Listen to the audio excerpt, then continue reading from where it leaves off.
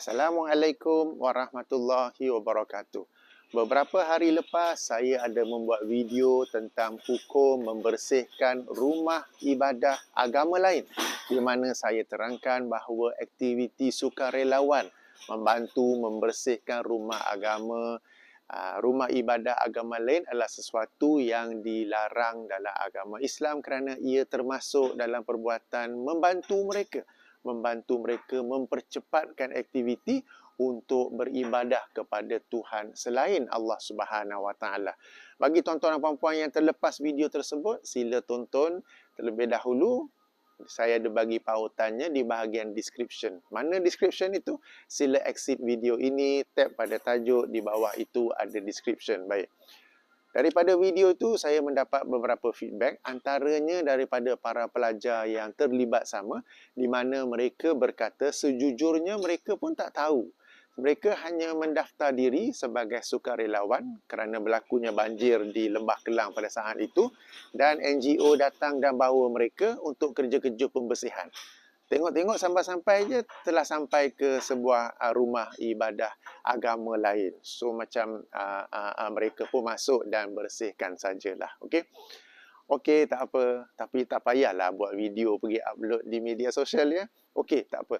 Daripada video penjelasan saya itu juga saya mendapat beberapa soalan yang bagus yang saya membuat video ini untuk menjelaskan. Tiga soalan.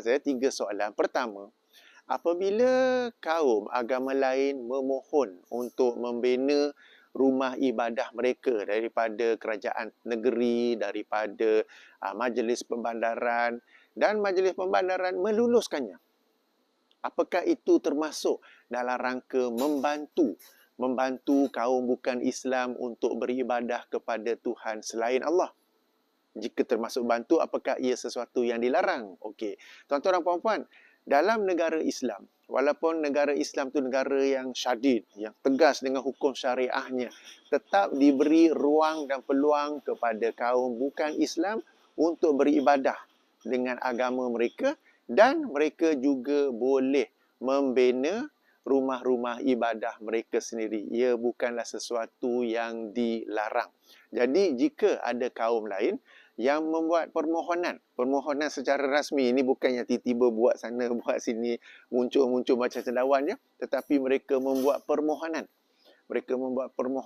Dan disubmit permohonan tu kepada jabatan kepada majlis pembandaran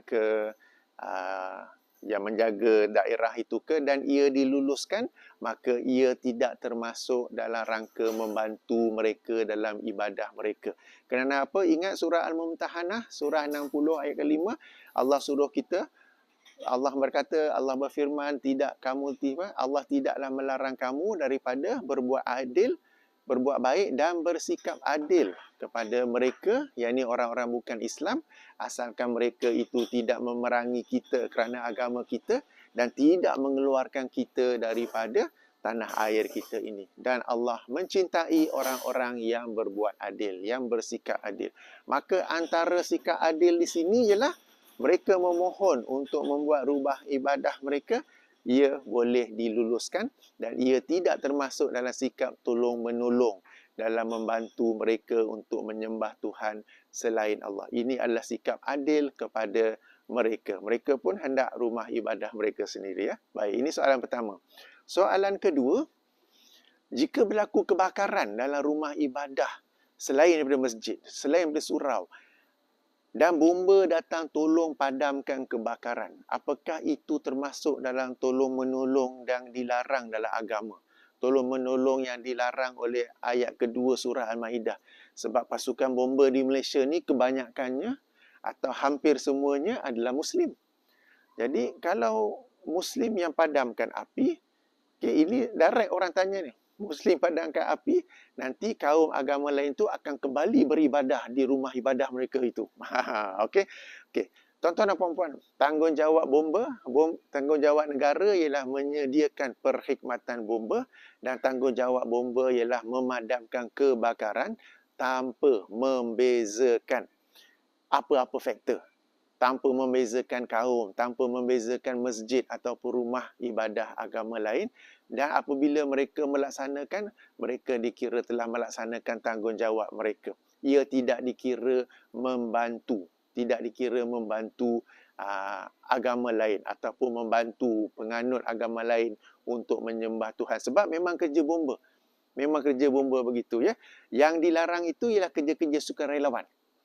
Kan ada ni tolong-menolong, itu tanggungjawab. Bomba ni tanggungjawab. Dia bukan masuk dalam kategori tolong-menolong.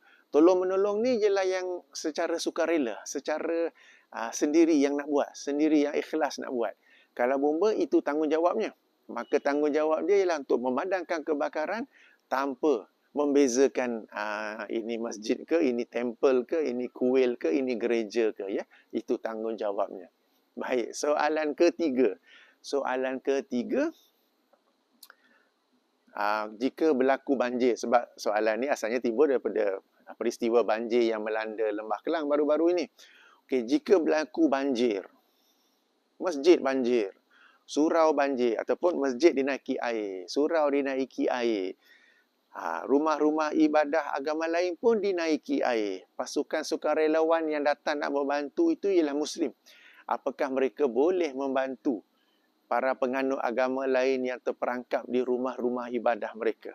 Saya kata ya, boleh dan juga wajib. Sebab pada ketika itu, usaha membantu ditujukan kepada semua manusia tanpa dibezakan sama ada mereka di masjid ataupun dari rumah agama lain. Kenapa? Sebab di saat itu kita menyelamatkan nyawa. Kita bukan membantu mereka, bukan membantu mereka untuk menyembah Tuhan mereka, tetapi kita menyelamatkan nyawa. Jadi kalau saya sendiri ada bot, nampak temple ada orang lambai minta tolong, saya akan tolong. Masjid nampak minta tolong, akan tolong. Semuanya ditolong sebab pada saat itu, saya ataupun mana-mana sukarelawan lain, peranan kami ialah menyelamatkan manusia, bukan membantu orang menyembah Tuhan lain. Okey, kena bezakan di situ ya, kena bezakan. Dan ini satu poin penting ya, sebab jangan sampai kita ni jadi ekstrim sangat. Ya, aku tolong ke masjid je, yang tu biar. Okey. Bahkan ya, tersebar satu gambar bahawa ada seekor khinzir. Khinzir yang warna putih tu. Ada beza ke babi hutan, babi putih? Saya pun tak tahu, okey. Yang nampak senyum, yang sedang berenang-berenang dan ada bot lalu tepi tidak selamatkannya.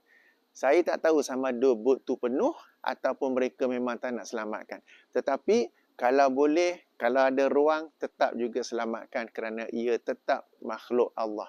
Yang kita kata sebab bertasbih kepada Allah segala yang ada di langit dan bumi, khinzir juga termasuk makhluk Allah yang bertasbih kepadanya, ya.